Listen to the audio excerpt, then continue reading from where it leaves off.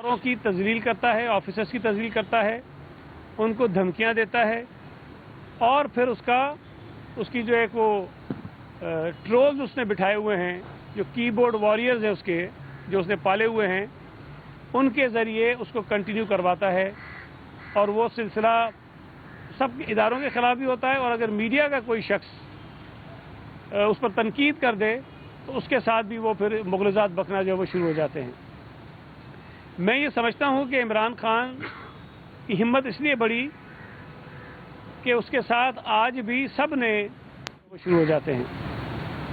मैं ये समझता हूँ कि इमरान खान की हिम्मत इसलिए बढ़ी कि उसके साथ आज भी सब ने लाडलों वाला सलूक रखा हुआ है और उसके खिलाफ उसके किसी भी इक़दाम पर कोई कार्रवाई नहीं हुई।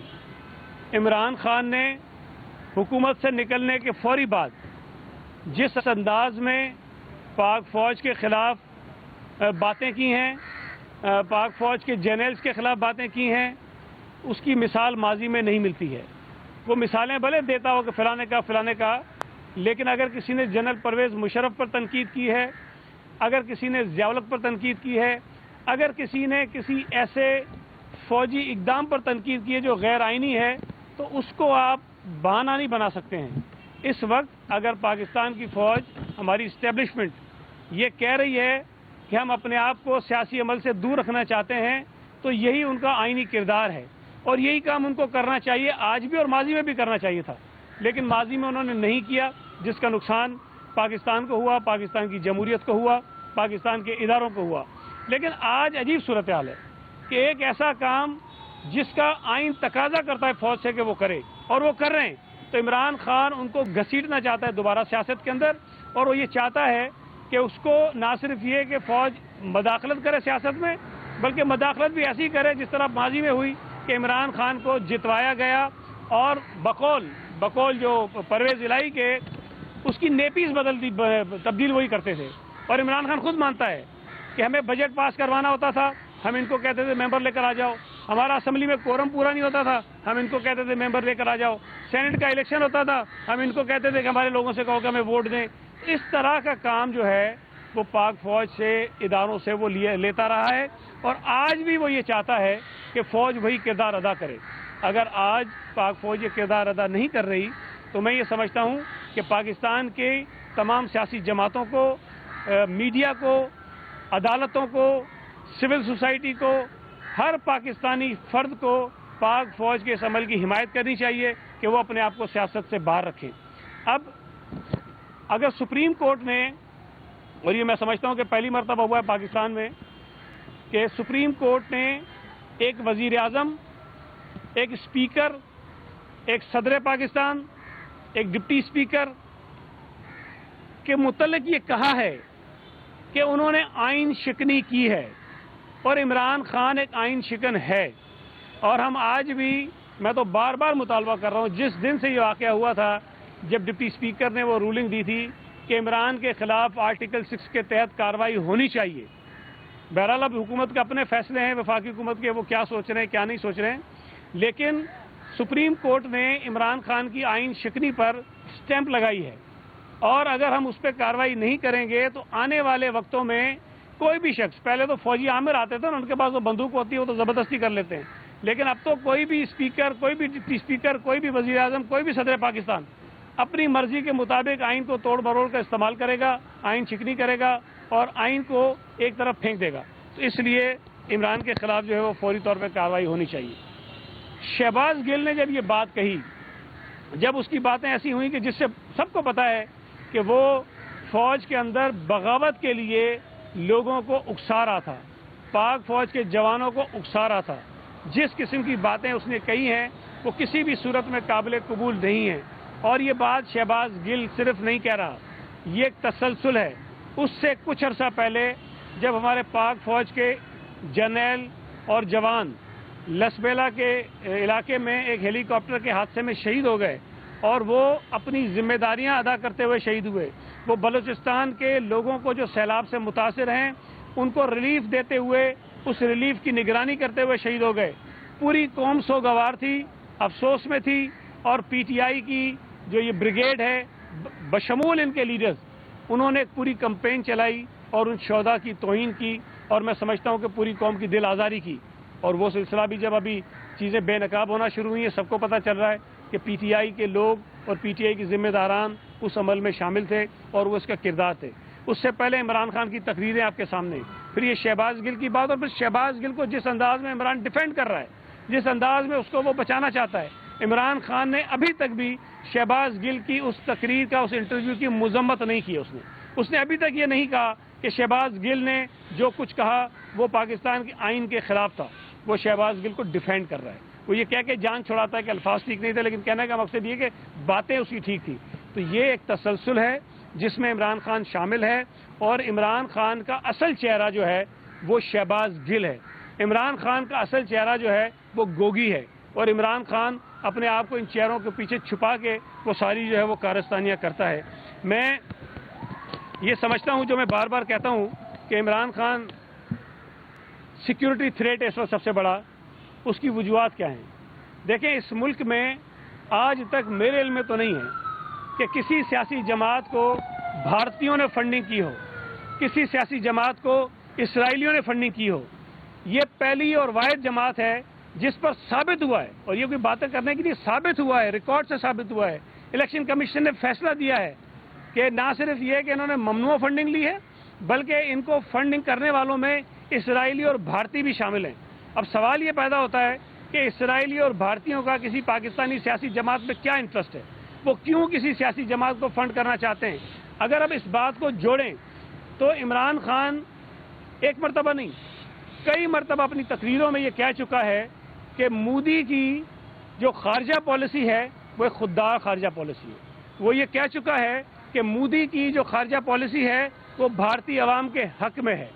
वो ये कह चुका है कि मोदी की जो खारजा पॉलिसी है वो इंडिपेंडेंट खारजा पॉलिसी है, और इस तरह की खारजा पॉलिसी होनी चाहिए। कोई मुल्क उसको डिक्टेट नहीं कर सकता। जब वो ये बातें करता है तो वो मोदी की इलेक्शन मुहिम चला रहा है। वो मोदी को इंडिया में ये बता रहा है कि मोदी से अच्छा कोई लीडर इंडिया में नहीं है, और इमरान खान की तकरीरों को इंडिया में बीजेपी जो है वो अपने एक हथियार के तौर पर इस्तेमाल कर रही है। यही वो सर्विसेज हैं जो इमरान खान से भारतीय फंडिंग के जरिए ली जा रही हैं। इमरान खान इस मुल्क में अगर किसी को खुदा न खास्ता मुल्क को नुकसान पहुंचाना हो, कोई तबाही करनी हो, तो पाकिस्तान में बैठा हुआ कोई सियासी लीडर, कोई जमात, कोई एटम बम नहीं गिराएगी पाकिस्तान पर, कोई बमबारी नहीं करेगी। वो पाकिस्तान को तरीके से ख़राब करेंगे। और इमरान खान ने क्या किया?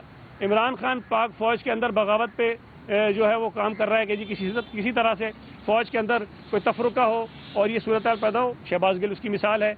इमरान खान सुप्रीम कोर्ट को जो है अंडरमाइन कर रहा है, उसकी तजलील कर रहा है।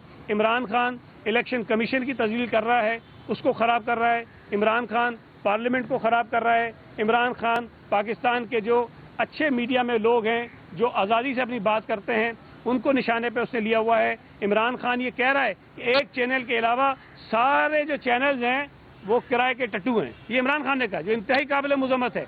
इमरान खान हमारे मुल्क में हमारी आने वाली नस्ल को, हमारे मुआशरे को नुकसान पहुंचा रहा है। यही वो 4-5 चीज़ें हैं जो अगर किसी मुल्क के साथ कर दी जाएँ तो मुल्क खुदा न खास्ता जो है वो तबाह हो सकता है।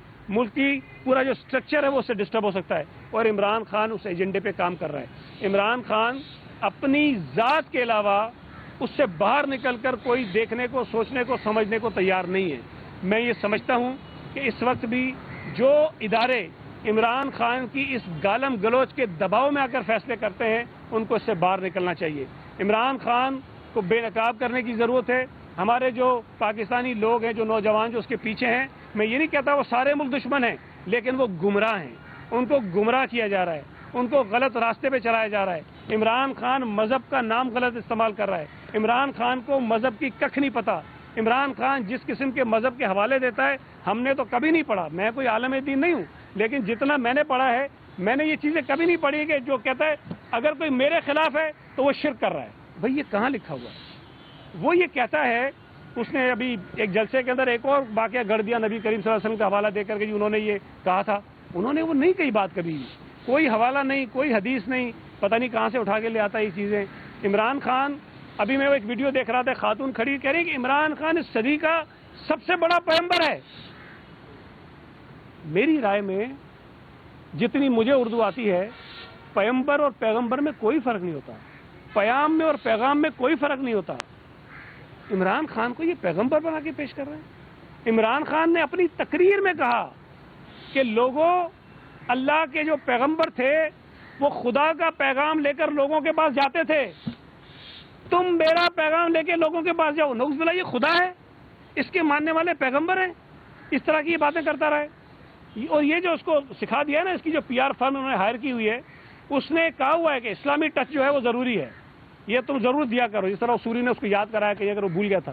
اسلامی ٹچ دینے کے لیے یہ اسلام کو مس یوز کرتا ہے، اسلام کے غلط حوالے دیتا ہے، اور اسلام سے عمران کا کوئی تعلق نہیں ہے۔ عمران قطعاً مذہبی آدمی نہیں ہے۔ عمران خان کی کبھی، ابھی میں نے شاید ابھی جب حکومت سے نکلنے کے بعد کوئی عید کی نماز کی پڑھنے چلا گیا، وزیر اعظم ہوتے ہوئے کوئی عید کی نماز پڑھتے ہوئے کسی نے دیکھی اس کی فوٹیج؟ کوئی ایک مجھے بتا دیں۔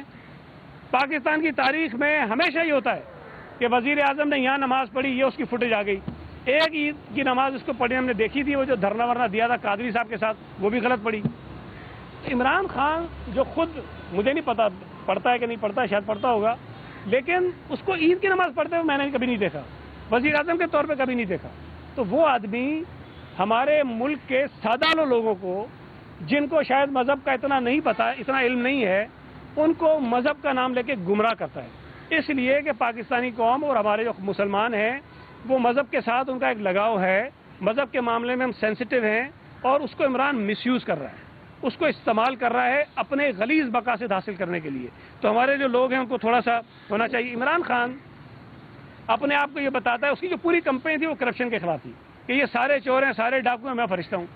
اب مجھے بتائیے، اگر تو عمران خان نے کوئی کرپشن نہیں کی ہے تو گوگی پاکستان واپس کیوں نہیں آتی؟ عمران خان گوگی کو واپس پاکستان کیوں نہیں بلاتا؟ عمران خان نے بی آر ٹی پر اسٹے آرڈر کیوں لیا؟ عمران خان نے بلینٹری سونامی والا جو کیس تھا اس کو، یہ جو اپنا ایک انہوں نے تاحیات چیئرمین نے بنایا تھا، اسے ختم کیوں کروایا؟ معلم جبا کا کیس ختم کیوں کروایا؟ عمران خان نے اپنے اور لوگوں کے اوپر جو کیسز تھے وہ ختم کیوں کروائے؟ کوئی ایک کیس بھی اس نے چلنے نہیں دیا اپنے خلاف جو کرپشن کے کیسز تھے۔ توشہ خانے پہ جتنا بڑا ڈاکہ عمران خان نے مارا ہے، پاکستان کی تاریخ میں یہ چیزیں کبھی نہیں ہوئی ہیں۔ یوسف رضا گیلانی پر توشہ خانے کا کیس بن سکتا ہے، نواز شریف پر توشہ خانے کا کیس بن سکتا ہے، آصف علی زرداری پر توشہ خانے کا کیس بن سکتا ہے، اور انہوں نے کوئی چیز توشہ خانے سے خرید کر مہنگی بیچی نہیں ہے۔ کسی کے خلاف یہ چیز نہیں ہے کہ انہوں نے لیو اور بیچ دیو۔ یہ واحد وزیر اعظم ہے جس نے وہاں سے چیز اٹھائی اور پیسے بھی نہیں دیے، اٹھائی، بیچی پہلے، اور بیچنے کے بعد جو پیسے آئے اس میں سے تھوڑے پیسے جو بنتے تھے وہ توشہ خانے میں دے دیے، باقی سارے ہڑپ کر گیا۔ اور یہ آپ کو یاد ہے، ہم سب نے سوال اٹھایا تھا کہ ایک سال میں عمران خان کا انکم ٹیکس بڑھ گیا تھا، 5800% اس کی آمدنی بڑھی تھی، 5800%۔ اور سب نے سوال اٹھایا تھا پورا ملک کا ہر آدمی جو ہے وہ غریب ہو رہا ہے، یہ عمران خان کیسے امیر ہو گیا؟ تو پتہ چلا اس نے توشہ خانے پہ ڈاکہ مارا تھا، اور آج بھی وہ توشہ خانے سے بھی اپنے آپ کو بچانے کی کوشش کر رہا تھا، میری گھڑی میری مرضی۔ عمران خان نے وہ کیا ہے۔ عمران خان کے اوپر اگر یہ کرپشن کے کیسز چلنا شروع ہو جائیں تو بے شمار چیزیں عمران خان کے سامنے آئیں گی عمران خان کی۔ اور میں جو بات کہتا ہوں کہ یہ بین الاقوامی جگادری ہیں، انہوں نے جو فائدہ عارف نقوی سے اٹھایا ہے وہی لوگوں کے جو ہے وہ نا بالکل دماغ پتہ نہیں کہاں پہنچا دے گا۔ عارف نقوی نے اس کو اربوں روپے غیر قانونی طور پر دیے، جس کا اعتراف ریحام خان نے اپنی کتاب میں کیا ہے، اور اس نے کہا تھا کہ عمران نے بتایا ریحام کو کہ عارف نقوی جو ہے وہ ہمارا فائنینسر ہے، اس نے ہمیں الیکشنز میں اربوں روپے کی مدد کی ہے۔ اور اس کے بعد جو ڈی جی ایف آئی اے تھے بشیر میمن، اس نے بتایا کہ عمران خان نے کہا کہ یہ میرا بہت خاص آدمی ہے، اس کا آپ نے خیال رکھنا ہے۔ اور وہ جو جھگڑا تھا کے الیکٹرک کا اور سوئی سدرن گیس کمپنی کا پیسوں کا، اس میں عمران خان نے کئی ارب روپے کی ریلیف دی ہے عارف نقوی کو۔ یہ ایک ڈیل تھی کہ عمران خان کو وہاں سے اس نے پیسہ دیا، عمران خان نے یہاں اس کو جو ہے وہ کسی طرح سے بینیفٹ دیا ہے۔ تو یہ ایک بہت بڑا نیکسس تھا بین الاقوامی جگادریوں میں اور عمران خان میں، جنہوں نے کرپشن کی ہے اور بہت زیادہ نقصان پہنچایا ہے۔ اس نے طیبہ گل کے ذریعے چیئرمین نیب کو بلیک میل کیا، اپنے سیاسی مخالفین پہ کیسز بنائے، اور پھر اپنے جو کیسز تھے ان کو اس نے بند کروایا ہے۔ عمران خان نے جو اس وقت ایک ڈرامہ رچایا ہے وہ بڑی عجیب سی بات ہے۔ کہتا ہے کہ میں بین الاقوامی ایجنڈے کے طور پہ میری حکومت ختم ہوئی ہے۔ اور امریکہ کے اوپر وہ الزام لگاتا ہے، اور پھر انہی دنوں میں امریکہ میں ایک فرم ہائر کرتا ہے اس لیے کہ پی ٹی آئی کی جو پرسیپشن ہے امریکہ میں وہ بہتر کرے۔ بھائی امریکہ نے تو تیرے کو نکلوایا ہے نا، تجھے کیا ضرورت پڑی ہے؟ یہ ہم پر الزام لگاتے ہیں ساری جماعتوں پر جو سب وفاقی حکومت میں ہیں۔ کے پی کے اندر امریکہ کے امبیسڈر کو بلایا جاتا ہے، ریڈ کارپیٹ میں اس کو دیا جاتا ہے، ویلکم کیا جاتا ہے، اس کو سیر کرائی جاتی ہے، اس سے گاڑیاں لی جاتی ہیں۔ اور یہ بات بھی میں نے پہلی دفعہ دیکھی کہ میٹنگ ہو رہی ہے اور منسٹر صاحب جو کے پی کے وہ اپنی کرسی چھوڑتے ہیں، وہ امبیسڈر کو بٹھاتے ہیں اور خود اس کے برابر میں بیٹھتے ہیں۔ بھائی ہم نے تو ایسی چیز کبھی نہیں دیکھی کہ کوئی منسٹر ایک امبیسڈر کے لیے جگہ چھوڑے، اس کو چیئر کروائے اور وہ جو ہے اس کی وہاں پتہ نہیں کیا باتیں ہوئی تھی وہ باتیں سنیں۔ عمران خان لوگوں کو دھوکہ دیتا ہے، جھوٹ بولتا ہے، مکاری کرتا ہے، کبھی مذہب کے نام پر، کبھی امریکی مخالف کے نام پر، کبھی بیرونی ایجنڈے کی بنیاد پر کہتا ہے کہ رجیم چینج ہوئی ہے۔ یہ سب جھوٹ ہے۔ پاکستان کی تاریخ میں یہ پہلی مرتبہ ہوا کہ کسی وزیر اعظم کو نو کانفیڈنس موشن کے ذریعے حکومت سے نکالا گیا، اور اس نے وہ گند مچائی ہے کہ اس نے پاکستان کی معیشت کو برباد کرنے کے لیے اقدامات کیے ہیں۔ اس نے جس طرح میں نے بتایا کہ ہر ادارے کو برباد کرنے کے لیے کوششیں کر رہا ہے، اور کبھی کہتا ہے کہ بہتر ہوتا کہ پاکستان پہ ایٹم بم مار دیں، بہتر ہوتا کہ خدا نخواستہ پاکستان کے 3 ٹکڑے ہو جائیں گے، وہ کبھی کہتا ہے کہ ہماری فوج تباہ برباد ہو جائے گی، کبھی کچھ کہہ رہا ہوتا ہے۔ اور ابھی بھی اگر اس کی باتیں سنیں، اس کی تقریریں آپ سنیں، تو اس تقریر میں آپ کو اس طرح کی بے شمار چیزیں ملیں گی، اور وہ باتیں اس لیے کر رہا ہے کہ اس کو کوئی روکنے ٹوکنے والا نہیں ہے، اس کو فوری طور پر عدالتوں سے ریلیف مل جاتی ہے، اس کے خلاف حکومت نے بھی آرٹیکل 6 کا کیس نہیں چلایا، اس کو اور کوئی کچھ چیزیں نہیں کی۔ جب آپ کو کسی پاگل آدمی کو نہیں پوچھیں گے، وہ ہر چلتی ہوئی گاڑی کا شیشہ توڑے گا، ہر آدمی کی ٹانگیں توڑے گا، ہر چلتے ہوئے کو گالیاں دے گا، جب تک اس کو کوئی روکے گا نہیں وہ نہیں رکے گا۔ جس دن آپ اس کو روکیں گے پھر اس کو سمجھ آئے گی کہ ہاں بھائی گاڑی پہ پتھر مارنا جرم ہے، کسی کی ٹانگ توڑنا جرم ہے، کسی کو گالی دینا غلط ہے، تب وہ رکے گا نا۔ اب جب اس کو روک کوئی نہیں رہے تو مزے لگے پڑے اور ڈرامے دیکھیں آپ شہباز گل کے۔ اس ملک میں کیا کیا کچھ نہیں ہوا یار، 90 دن کا ریمانڈ جو ہے عدالتوں نے دیا ہے، یا 2 دن کے ریمانڈ پہ طوفان بدتمیزی مچایا ہے، اور جھوٹ بولتے ہیں، میڈیکل نہیں کروانا چاہتے، کبھی ادھر بھاگ رہے ہیں کبھی ادھر بھاگ رہے ہیں۔ بھائی اگر زیادتی ہوئی ہے، اگر تشدد ہوا ہے تو سب سے پہلے میں اس کی مذمت کرتا ہوں۔ کسی بھی شخص کے اوپر، چاہے وہ سیاسی آدمی ہو چاہے وہ کسی غیر سیاسی آدمی ہو، کسی جرم میں کوئی شخص پکڑا جائے، قانون کے مطابق اس کو ٹریٹ کیا جانا چاہیے۔ تشدد کسی طور پر بھی قابل قبول نہیں ہے، لیکن جھوٹ بولنا وہ نظر آتا ہے۔ بھائی ان کی اداکاریاں تو دیکھو آپ، خدا کا مانے، وہ جب نکلتا ہے ہاسپٹل سے ٹھیک ہوتا ہے، پھر ویل چیئر پہ آ جاتا ہے، پھر اس کی سانس آپنے لگتا ہے، پھر وہ پتہ نہیں آکسیجن لگا لیتا ہے، پھر جب جاتا ہے تو ہاسپٹل میں پھر ٹھیک ہوتا ہے، مزے کر رہا ہے، وہ بیٹھا ہوا ہے، بٹن کھا رہا ہے، پتہ نہیں کیلے کھا رہا ہے، جوس پی رہا ہے، اس کی مزے لگے ہوئے ہیں۔ تو یہ ساری چیزیں ہماری عدالتوں کو بھی سمجھنی چاہیے کہ جو لوگ اس ملک کے اداروں کو تباہ کرنے کے در پہ ہیں، جو لوگ اس ملک کے معاشرے کو تباہ کرنے کے در پہ ہیں، جو لوگ اس ملک کی میڈیا کو آزادی سے بات کرنے نہیں دینا چاہتے ہیں، اور یہ جو جماعت ہے نا، فاشسٹ ہم اس کو کیوں کہتے ہیں؟ یہ فاشسٹ اس لیے کہتے ہیں نا، یہ طریقہ واردات ان کی یہی ہوتی ہے کہ کوئی آپ کے خلاف بولے نا، کتوں کی طرح اس کے پیچھے پڑ جاؤ، بس اس کو بولنے مت دو، اتنا ڈراؤ، اتنی بدتمیزی کرو کہ بندہ اپنی عزت بچا کے چپ ہو جائے، اور یہ کسی اس طرح لوگوں کو چپ کرنا چاہتے ہیں۔ تو میں یہ سمجھتا ہوں